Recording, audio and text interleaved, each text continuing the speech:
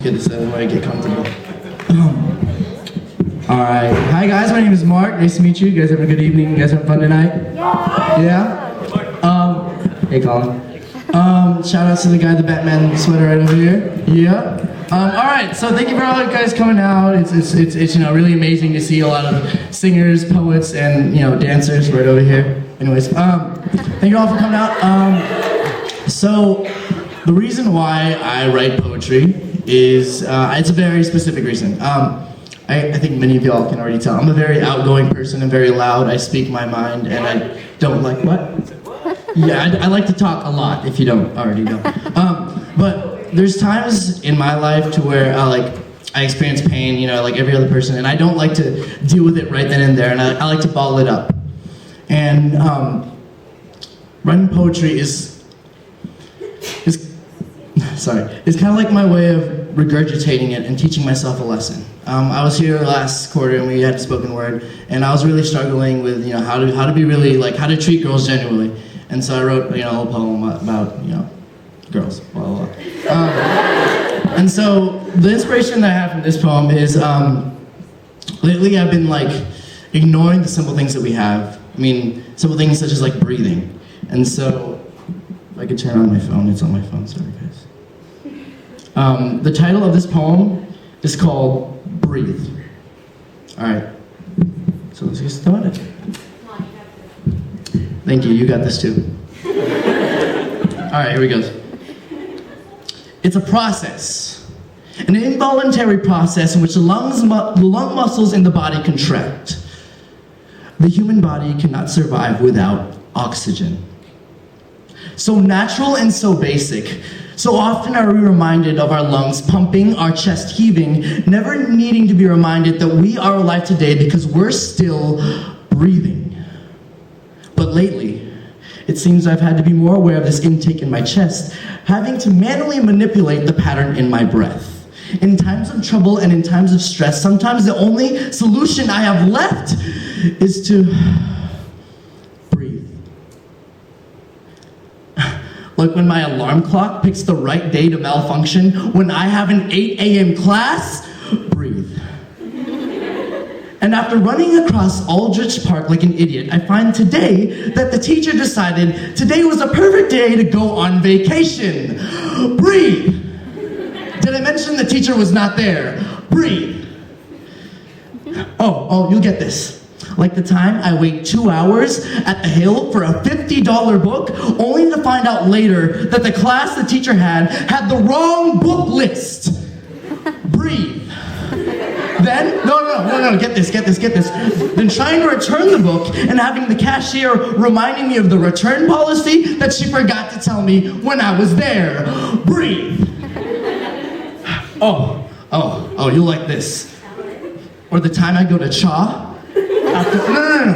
After the time I go to CHA, after a long 7-hour day of class, thirsty and tired because I had to skip lunch, and their only job is to make sure that my drink has freaking boba in it, and this is the day they pick to run out of boba. Breathe.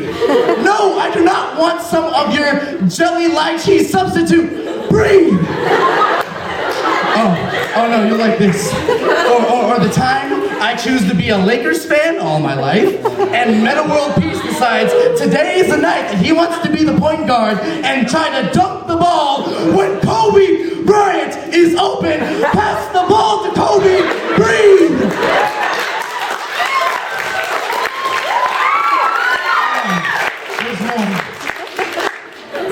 Or the time all I need to do is to grab a cup of coffee to prepare for my 9 p.m. class because I'm sick and tired of going to the 9 p.m. class, and the person tells me, hi, would you like to try UCI day? Or hi, would you like to try from my fraternity? And do you want some of my nice Korean barbecue? No! Breathe! Did I mention I had to wake up for 8 a.m. for no freaking reason today? Breathe!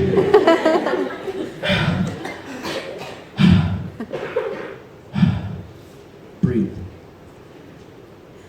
Midterms and cumulative tests. Too much work and not enough rest. And all the other.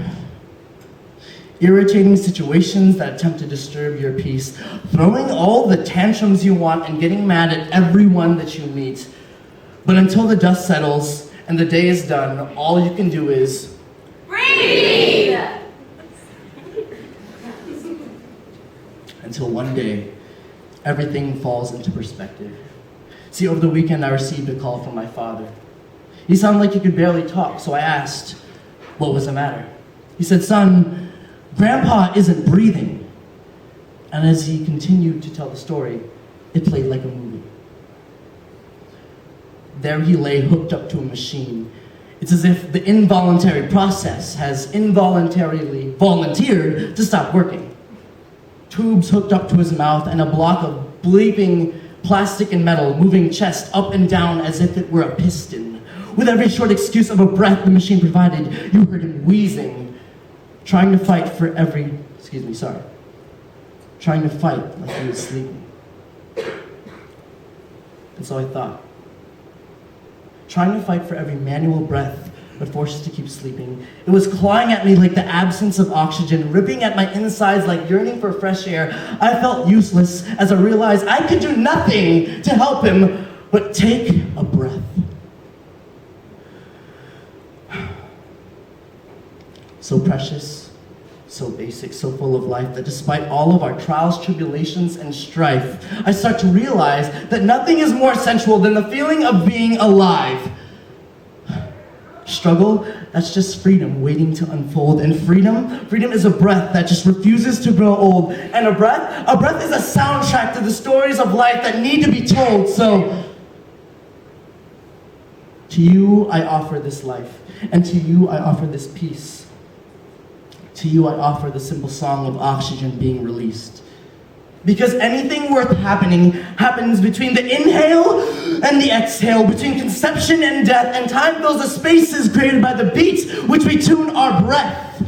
Time is ticking, time is slipping, life is going by faster than we can expect. So I cannot afford to waste any more time defining what comes next. I'm living now, I'm living today, and I will stand before you as you watch me breathe.